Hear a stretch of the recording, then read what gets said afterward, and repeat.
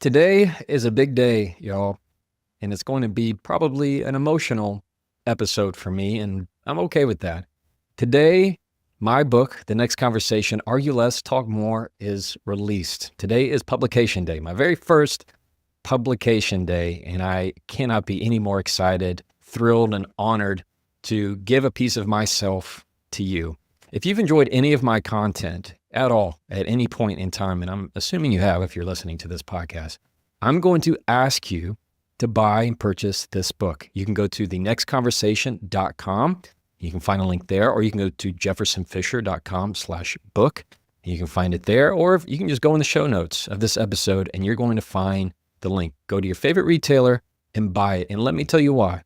Because you are investing in your next conversation. There's lots of reasons why I titled it this way, and we're going to talk about that today. But most of the time, you've invested in things that you just don't even think about. You've invested in every time that caffeine habit. You've invested in that mental health. You've invested in your own fitness. You've invested in work efficiency tools. But rarely, if ever, have you invested in your communication and how you communicate and you show up in the difficult conversations. And this book is not going to tell you just how to do it. It's going to give you the words of exactly what to say. And you will be amazed at the way you're going to show up in conversations and bring more positive and bring more of what you want in your life. You can go to thenextconversation.com to get a copy of this book. I'm honored for it. Thank you for letting me put this out into the world. Welcome to the Jefferson Fisher podcast, where I'm on a mission to make your next conversation the one that changes everything. If you enjoy learning tools to improve your communication, I'm going to ask you to please follow this podcast. And if you would, leave a review, give it a star, give it a like, give it a heart. Whatever it is, it helps. It really does. And I'm very appreciative for it. Please know that. If you have any topic suggestions, you can just throw them in the comments. This episode is sponsored by Cozy Earth. The reason why I love Cozy Earth as a sponsor is because I actually use their products. And I like them, but my wife loves them. Their towels, their bed sheets, anything cozy and comfortable from the tops to pants, sweatshirts to sweatpants are awesome. Love them. You can go to cozyearth.com/Jefferson and use the code Jefferson for 40% off. And on that site, there's a whole list of my favorite things that I personally like to wear. So I encourage you to go check it out. You can go to cozyearth.com/Jefferson and use the code Jefferson for 40% off. In today's episode, we're going to go over three things. One, how I even got here, how a book even happens. Because if you're like me listening, you have no clue how a book goes out into the world. I didn't either. And this has been a whole entire process and a learning process. In fact, every day is still a learning process. So for those of you who are curious, I'm going to share a little bit of the background of how I even got here. Next, we're going to go through the framework of the next conversation, Argue Less, Talk More, in the three-part framework that I set out to help improve your next conversation. And I'm going to talk about why it matters. So today's episode is all about the book. About 2.5 years ago, I was getting comments in all of my content about, you should write a book. Please write a book. Please write a book. And I thought, well, I guess I got to write a book. I've never, listen to me, never in a million years was a book on my bingo card. I never thought about it ever once. I never thought, oh, I wish I could write a book. That wasn't anywhere in my whole mindset. So when people started asking and leaving comments saying you should write a book, I thought, well, okay. So I went to Google and typed in, how do you write a book? So I spent an evening one night just kind of surfing, seeing, hey, how do you write a book? Lord knows I didn't know. And I saw things about you should self-publish. So I started researching on how to self-publish a book. And I thought, well, I'll just kind of create a little bit of something and then share it with my followers and be done. I didn't care a lick about making any money from it. I just wanted to give people tangible things that they could mark up, write down, highlight, that they could have and make their own. That sounded awesome to me. And over time, while I was jotting down ideas, I started getting emails from literary agents. These are agents that connect authors to publishers, people who print books and distribute books. So it's kind of like a middleman, and they're able to take percentages of things, a typical agent, just like a real estate agent. They connect the buyer to the seller. And so I have an amazing literary agent, and through that, you write something called a proposal. It's a document that lines out what you think the book is going to be and what you think the book is going to be about. It's kind of like a business proposal about a book, because when you go to these big publishing houses, they kind of treat the book as an investment, so to speak. They see it as something of, okay, is this something that's going to have legs, not have legs?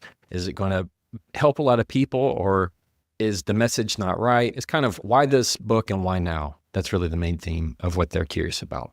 And so I was able to get a wonderful book deal with Penguin Random House. And you have big houses like Penguin Random House. It used to be Random House and Penguin. Now they're together. You have Simon & Schuster. You have HarperCollins. And underneath them, they have all little bitty things called imprints. So think of like a big overarching company and then a bunch of little sub-companies underneath it. My imprint is called Tarcher Perigee, and they're the sister to Avery. And wonderful, wonderful people, wonderful editor. It's fantastic. They're just great. And they really helped pull a lot of my message out. And I used a book coach. His name is Blake Atwood. Fantastic guy. You can see all of my acknowledgments of everybody who helped. And what a book coach does is kind of just help you stay disciplined. They don't write the book. They just help you organize things and be disciplined, because who knows how to write a book? I didn't know. I didn't go into writing like this.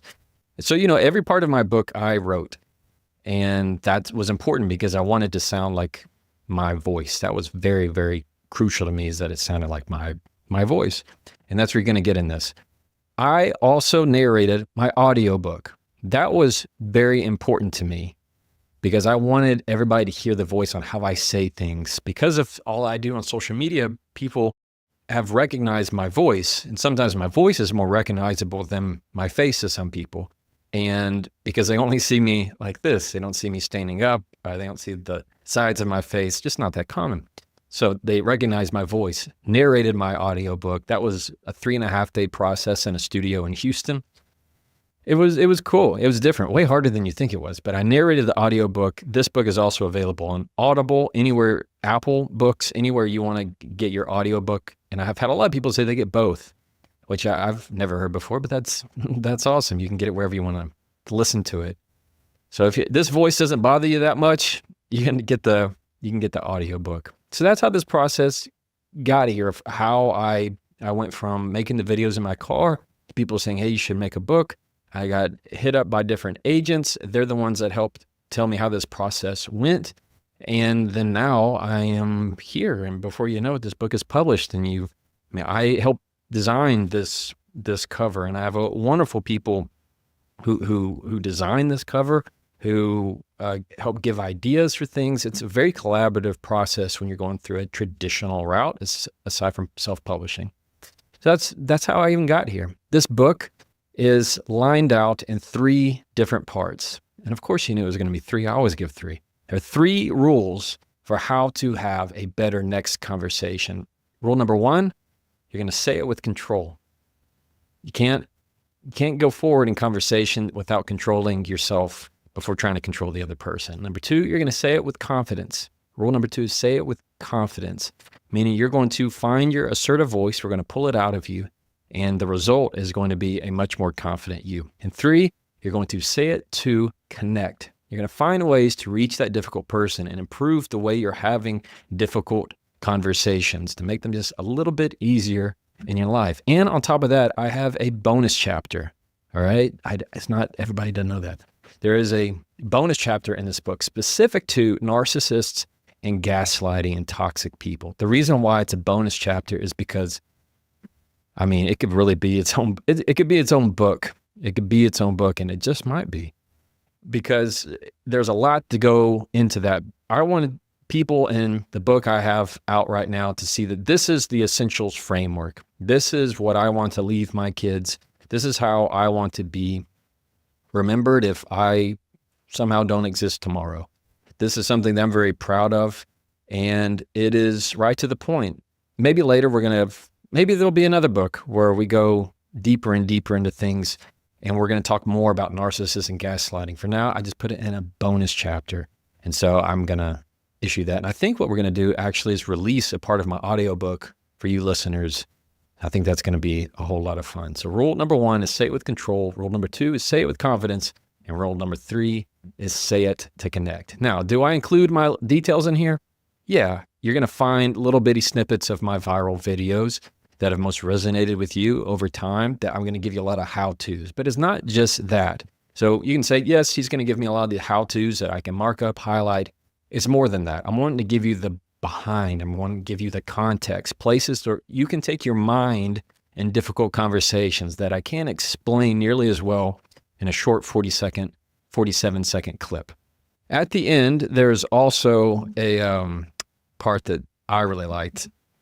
Probably, I got a kick out of it.